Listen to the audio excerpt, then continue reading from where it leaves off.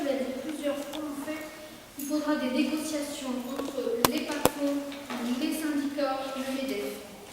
Le problème, c'est que dans le public, les syndicats sont encore relativement présents, mais dans le privé, ils le sont de moins en moins. Alors, comment vont avoir lieu ces discussions finalement? Il y aura le MEDEF d'un côté, il y aura le gouvernement de l'autre et les syndicats. Comment peut-on faire pour redonner envie aux gens de se resyndiquer? En fait, ils ont... Mais en plus, les gens, ils ont... Oui, déjà, oui. Mais en plus, les gens ont peur maintenant de se syndiquer, ont peur d'ouvrir un peu leur bouche. Parce que finalement, t'es syndiqué, tu nous enriquines à la moindre petite erreur, hop, dehors, et de toute façon, on s'en fiche parce qu'il y en a 3 dehors qui attendent ta place. Et finalement, ça c'est un problème aussi, comment entamer des discussions réelles si tout le monde n'est pas égal dans la balance en fait. Parce qu'il y aura le MEDEF d'accord, le gouvernement d'accord, mais les syndicats... Alors c'est important effectivement ce que tu viens de dire parce que la volonté de créer un nouveau dialogue social, ça passe effectivement par un syndicalisme plus fort. Bon. Et là aussi, ça ne se décrète pas parce qu'il faut redonner effectivement du sens, de la crédibilité et du courage quelque part aux salariés pour se syndiquer aujourd'hui et mener un combat à l'interne.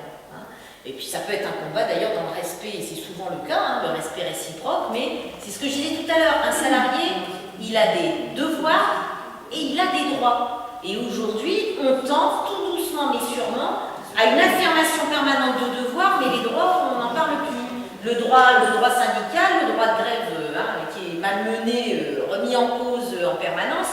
Donc il faut vraiment insister sur l'importance de recréer ce dialogue social. Dans le même temps, donc pour redonner l'envie de se syndiquer, je disais, ça ne se décrète pas, on n'impose pas à tel ou tel. Par contre, on peut avoir des mesures incitatives. Les mesures incitatives, bon, elles sont notamment d'ordre fiscal. On a fait les gens. Oui, c'est non. Il y a des crédits impôts, donc ça va au-delà. On déclare ses impôts. Oui. Les réductions d'impôts. Comme une adhésion à une association. Mais voilà, mais je pense que ça va être bonifié, c'est-à-dire qu'ils veulent aller beaucoup plus loin sur l'incitation fiscale dans l'adhésion à un syndicat. Bon, mais je pense que c'est sans doute intéressant, et c'est bien, il faut aller bien au-delà. Mais là, c'est vrai que quand tu disais il y a 3 parties, il y en aura sûrement 2 très fortes, puis un troisième qui va falloir démultiplier beaucoup de savoir-faire pour redonner la confiance des salariés vis-à-vis des syndicats, parce qu'il y a aussi un problème de crédibilité parfois, du fait de la faible représentativité. Bon, les salariés ont du mal à s'y retrouver. Ouais, des autonomes. Voilà. Et donc la négociation, c'est une méthode, j'ai dit c'est un principe, mais dans les domaines où l'État peut décider. Mais les parties ont toute la table. Et puis si on ne parvient pas à un accord partagé, l'État peut et se substituera pour prendre un certain nombre de décisions. Mais il ne va pas le faire de fait avant d'avoir discuté. Il discute et en fonction de la discussion, il peut imposer. Mais le principe de la méthode du dialogue social, c'est un principe qui est respectueux de chacun et de ce que chacun peut apporter dans notre société par rapport à son statut. Mais c'est vrai que la mobilisation syndicale, comme d'ailleurs toute mobilisation d'ordre citoyenne, c'est effectivement un gros souci aujourd'hui dans notre société. Mais il ne faut pas avoir peur et honte que de dire qu'il faut plus de syndicats en France, qu'il faut plus de syndicats forts en France, il faut que les salariés soient mieux accompagnés, mieux aidés quand ils sont dans des situations de difficulté dans le rapport avec leur employeur. Or, plus personne n'ose parler des syndicats ici aussi dans ce pays, c'est bientôt un sujet tabou, c'est la honte, c'est bon.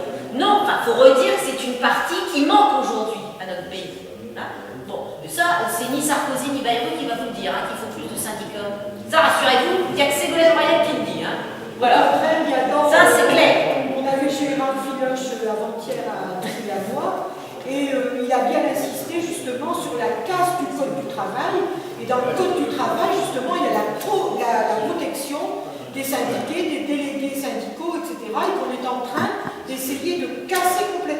Donc, ne serait-ce que pour ça, je pense qu'on ne peut pas prendre le risque, encore une fois, de se faire plaisir en votant pour l'un ou l'autre petit candidat. On n'a pas le choix, on n'a pas le droit. Si on veut de nouveau que les syndicalistes soient protégés, que les ouvriers n'aient pas peur de se syndiquer, je crois qu'il faut absolument qu'on échappe à ce gouvernement qui va tout casser. Donc ça, c'est une chose certaine. Alors, encore une fois, la resyndicalisation, elle passe par aussi la protection du salarié, tant du salarié que du délégué syndical, bien entendu. En renforçant tout simplement